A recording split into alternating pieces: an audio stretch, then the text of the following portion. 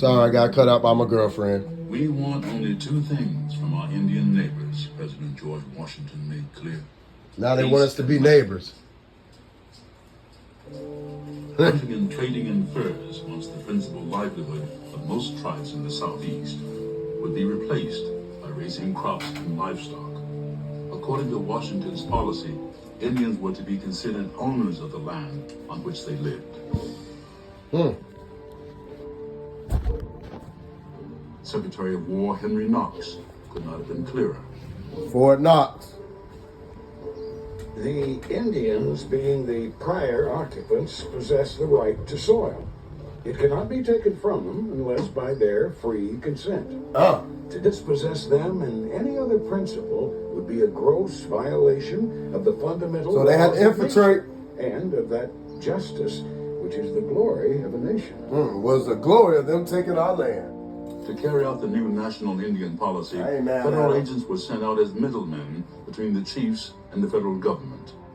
The agents were to protect Indian boundaries and set up trading posts where Indians would exchange their furs and skins for seed and hoes, horses and But plows. they're not trying to show you all the dark. It's supposed to be more dark.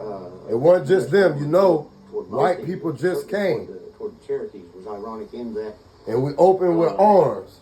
they started out early. and Light-skinned talked about people Indians like that being did nomadic not- and therefore not owning Was not land. over there like that. We was too tropical, too hot.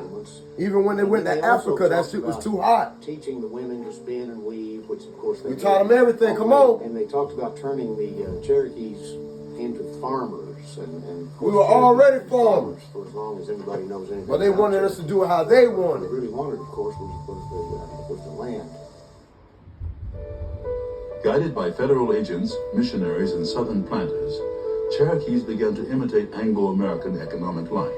Now we A few begin to prosperous imitate them. Cherokees, like their white That's us in the neighbors, cotton field. had slaves, Come on now. cotton, and Now ain't no wool, and Indian. urban Think plantations. about it. Well, it is us, indigenous people. They showing you. Washington, Knox, and Jefferson were all products of the 18th century Enlightenment, and they really believed that all people were equal and that differences in cultures were really not inherent or because of race, that Cherokee people could learn to be citizens. Oh, so just now like we the can learn to rest be of like them. The Americans at the time. That all they needed was the opportunity to learn to read and write. become Or how about Christian, they learn and us? participate in the technology and civilization of the day. I suppose That's why they the ain't like us, civilization like policy Kendrick Lamar was, say. Simply an attempt to remake Indians into white people. So they trying to remake us. It ain't them Indians.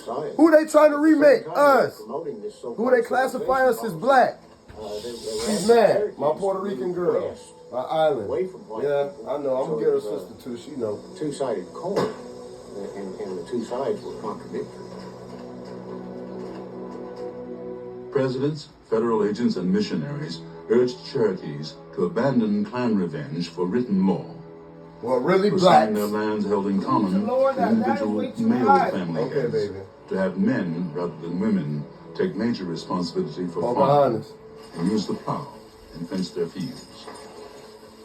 And so all of the advocates, the white advocates of civilization, believe that among other things, Cherokee women should behave the way respectable white women were expected to behave. That is, they should be tending the home hearth, they should be raising the children, See how white people think? cooking, sewing, Not all. weaving, doing all of these other traits.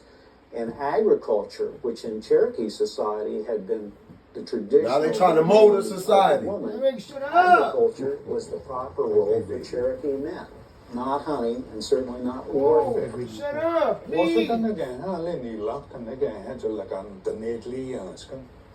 I said, would they leak a deal? A little news did that. And the young egg not they score need look. A little go who's soon thought you can have needs a leg. So the early, a two huh? Get a day, huh? Got a lace.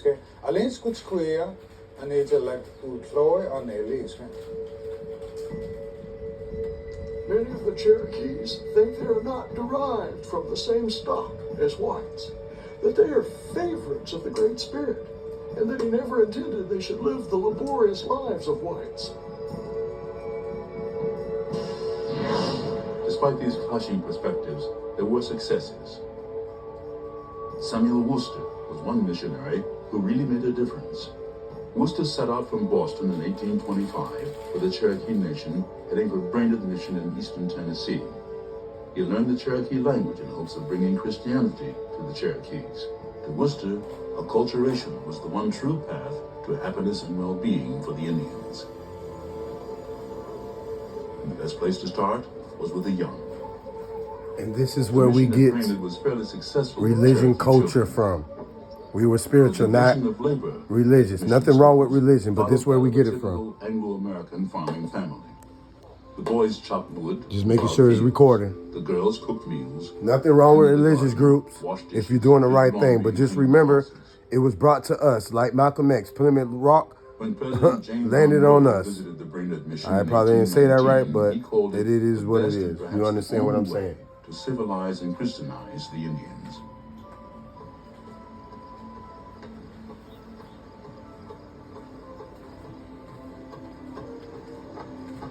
By the 1820s, most Cherokees still lived traditionally, but some had accepted elements of the civilization program. Prominent men like John Ross and Joseph Vann lived in elegant houses on large plantations, some of them worked by black slaves. Cherokees were producing food and cotton just like their white planter neighbors. Oh, just like the white ones, though.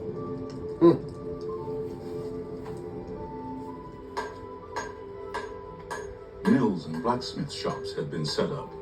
Toll roads were built throughout the Cherokee Nation. Commercial ferries worked the rivers. And Christianity was starting to make headway among the Cherokees thanks to the missionary schools. The Cherokees and other Indian tribes of the Southeast saw the handwriting on the wall, so to speak. They were getting increased pressure from the federal government to make over their lifestyle.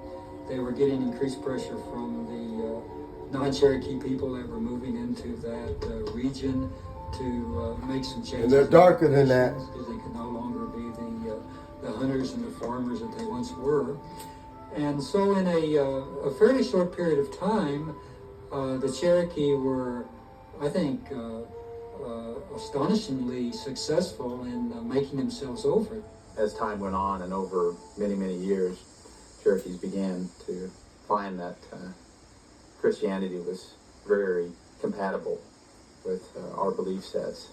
I think really what Cherokees saw out of the civilization program from our personal and family perspectives was the opportunity for education, to be able to communicate. You know the saying, if it's not broke, don't fix it? We were already good before they came, regardless if religion came. Against the tide of history. Cotton plantations spread throughout the South and West. Just a few years, I'm recording my videos. Mississippi and Alabama. Now you gonna take my pillow, babe? Their populations growing tenfold by 1830. I am. What is it? Fish, potatoes, onions, all that. A self-taught Major Cherokee other little genius, breakfast. Sequoia, completed a written language. So are you gonna get up and eat it or what? Was so adaptable. Well, I'm gonna just have it as for lunch. What are you mixing all that stuff together? Most young What do you Cherokees mean? became fluent in the I'm syllable. not mixing it together.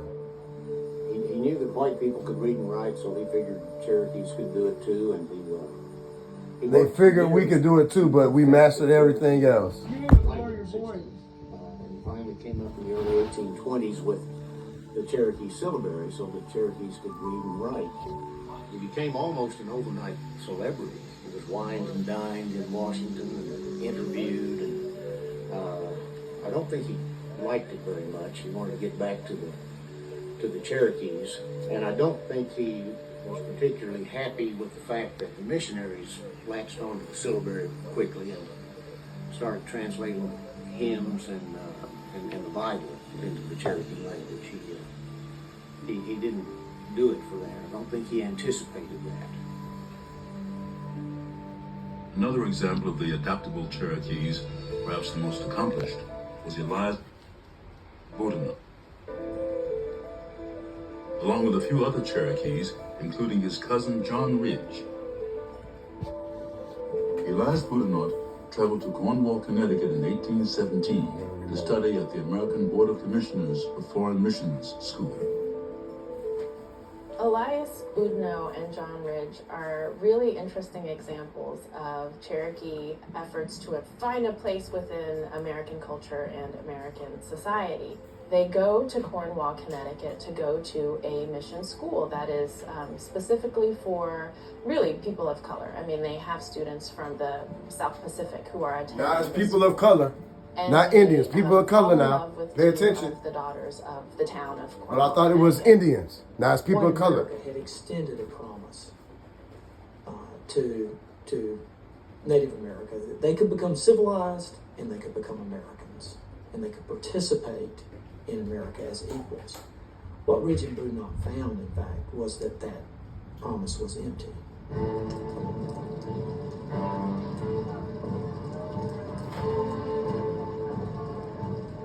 Elias Boudinot wants to marry Harriet Ruggins Gold, and John Ridge wants to marry Sarah Northrup. And they're met with such disapproval that at one point, Harriet Ruggins Gold watches town members, people that she knows, that she goes to church with, burning her in effigy because they are so upset with her decision to marry Elias Boudinot.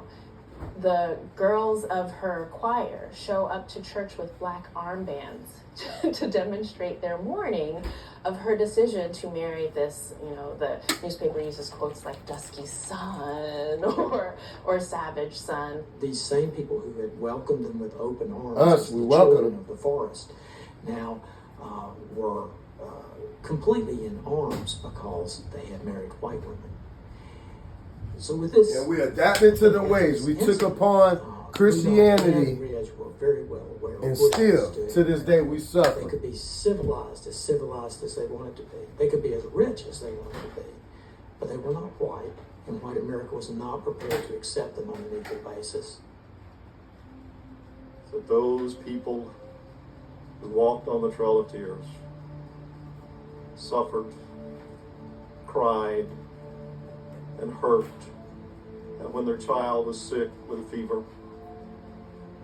had the same feelings that any mother or father of today would have. That the Cherokee people were wonderful, beautiful people, and yet were suffering, dying, simply because of the color of their skin. You're unbelievable. Pause. Commercial.